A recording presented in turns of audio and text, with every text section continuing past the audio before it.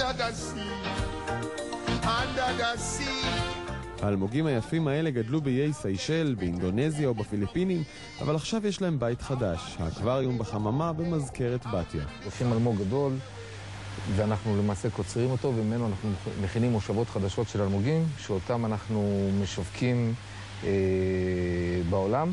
יהודה ייסד לפני 5 חודשים את החווה, ולפני שבועיים כבר שלח לאיטליה חבילה ראשונה של אלמוגים שגדלו אצלו בחממה.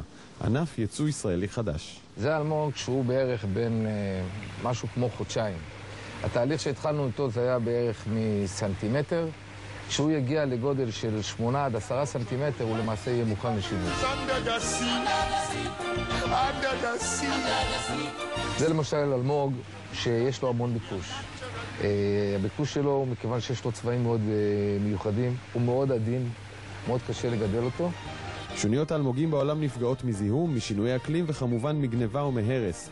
והפתרון המלאכותי החדש הזה אמור לסייע להם. יש דרישה שהולכת וגדלה מיום ליום על ידי חובבים לאלמוגים. הטבע לא מסוגל לספק את הצורך.